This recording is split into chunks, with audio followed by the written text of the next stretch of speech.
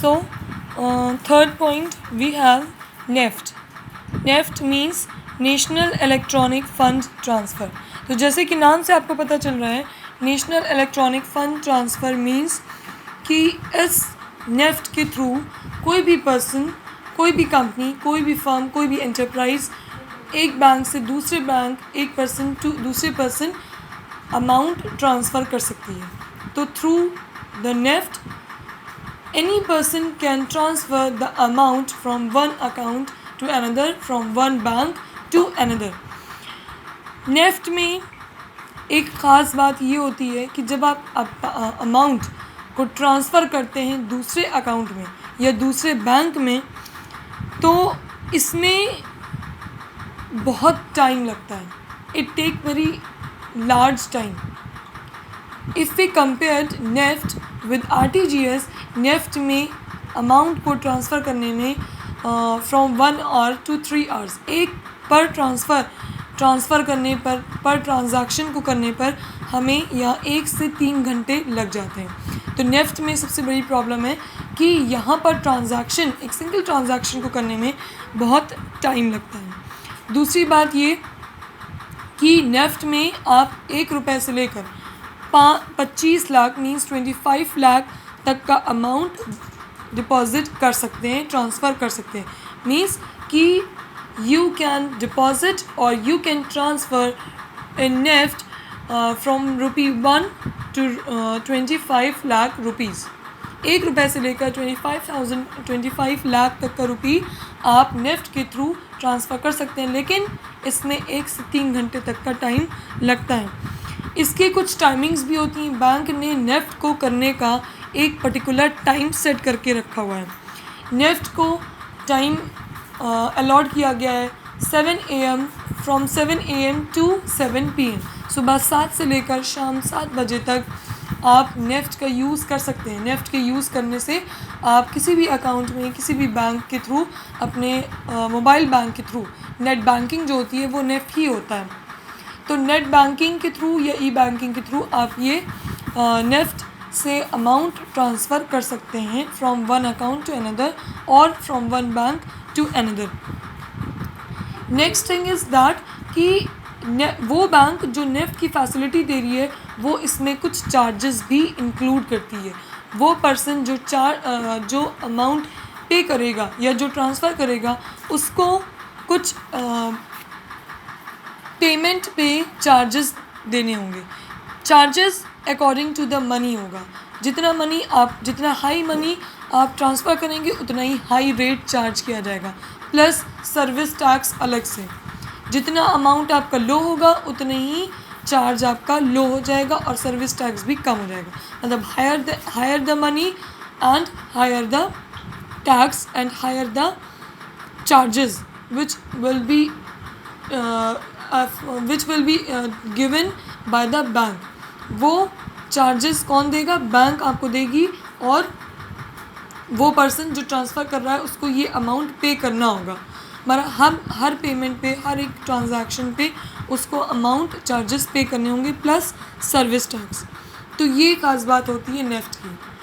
इसमें 1 रुपये से लेकर 25 लाख तक का अमाउंट पे कर सकते हैं आप.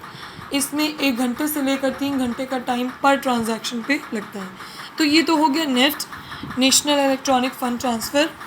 Next is real time gross settlement. मतलब ई बैंकिंग का या डिजिटल पेमेंट करने का एक तरीका ये भी है RTGS, जिसको हम कहते हैं real time gross settlement.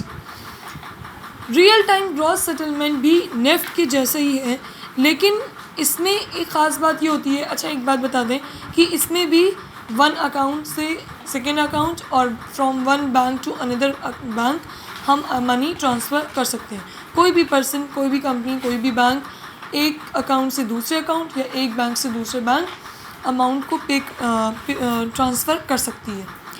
RTGS में ख़ास बात और अच्छी बात ये होती है कि नेफ्ट के जैसे इसमें हमें इतना टाइम नहीं लगता है.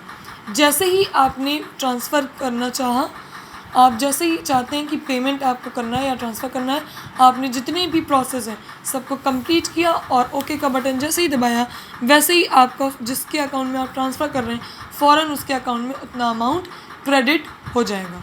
मीन्स कि नेफ्ट के जैसे इसमें आरटीजीएस में इतना टाइम टेकिंग नहीं होता है, ये फ़ौरन फास्ट मूविंग मनी ट्रांसफ़र होता है। Real time gross settlement means RTGS, इसको हम कह रहे हैं, ये ऑनलाइन और ऑफलाइन दोनों तरीके से होता है, जबकि नेफ्ट हमारा सिर्फ ऑनलाइन मोड पे चलेगा। नेफ्ट में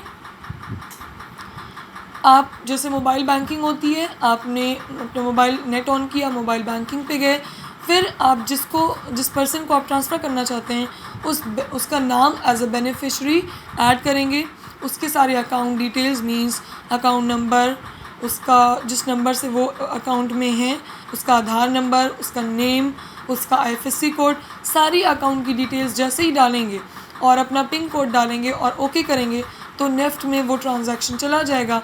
फिर वो 1 से लेकर 3 घंटे के बीच अपना ट्रांजैक्शन वो मनी ट्रांसफ़र हो जाएगा। सेम विद द आरटीजीएस में भी सेम प्रोसेस होता है। मनी ट्रांसफ़र के लिए बेनिफिशरी को आपको ऐड करना होगा। एक बार बेनिफिशरी को आपने ऐड कर दिया तो अगली बार जब भी आप उसको पेमेंट करना है तो आपको बेनिफिशरी ऐड करने की ज़रूरत नहीं होगी, अगर उसी सेम पर्सन को करना है तो। लेकिन आरटीजीएस ऑनलाइन और ऑफलाइन दोनों मोड से हम ट्रांसफ़र कर सकते हैं। इसमें ख़ास बात यह है कि नेफ्ट में कोई अमाउंट एक फ़िक्स नहीं की गई है, लेकिन आरटीजीएस में एक amount, minimum amount that is 2 lakh rupees fix कर दी गई है। मीन्स कि आरटीजीएस में आप कम से कम 2 लाख रुपए से ही स्टार्टअप कर सकते हैं। Below the 2 lakh rupees you can not transfer in RTGS. 2 lakh से लेकर कितना भी अमाउंट आप आरटीजीएस के थ्रू ट्रांसफ़र कर सकते हैं from one account to another account. तो मिनिमम अमाउंट इसमें क्या रखा गया है, 2 लाख। मैक्सिमम इसमें कोई लिमिट नहीं है। इसमें भी चार्जेस होते हैं, जितना हाई आपका अमाउंट होगा उतना ही आपके चार्जेस भी बैंक उस पर चार्ज करेगी। मीन्स 2 लाख है तो शायद 15 या 12% इसमें चार्ज होता है, और बिलो द 2 लाख उसमें चार्जेस वैसे ही बढ़ते जाते हैं। मतलब जितना amount, higher the amount higher the charges. तो ये थे आपके NEFT and RTGS, real time gross settlement. इन दोनों के बीच में कई डिफरेंस भी हैं। इन पॉइंट्स को अभी हमने जो डिस्कस किया, इसी को कभी अगर इन केस डिफरेंस आता है तो आप इसी को डिफरेंस के मोड में भी लिख सकते हैं। और इसके अलावा अगर आपको इसके प्रॉपर डिफरेंस चाहिए तो आप मुझे इन्फॉर्म करिएगा, मुझे बताइएगा, तो मैं आपको प्रॉपर नेफ्ट और आरटीजीएस के बीच में डिफरेंस भी प्रोवाइड करूँगी। Next is automated teller machine, that is ATM। Automated teller machine जिसको हम ATM कहते हैं, आप सबको पता होगा। ATM के थ्रू हम अपने कार्ड्स को इंसर्ट करके हम अपना अमाउंट को विदड्रॉ कर सकते हैं या डिपॉजिट भी कर सकते हैं। अच्छा, एक बात ध्यान रखिएगा, बहुत बार आता है ATM का फुल फॉर्म, तो अक्सर स्टूडेंट्स लिखते हैं automatic teller machine. It is not automatic, it is automated teller machine. Automated teller machine क्या होती है, जैसे ही हमारे पास डेबिट कार्ड हो या क्रेडिट कार्ड हो, दोनों ही कार्ड को हम इंसर्ट करते हैं, मशीन आपसे पिन कोड मांगेगी, आपको जितना अमाउंट विदड्रॉ करना है वो मांगेगी।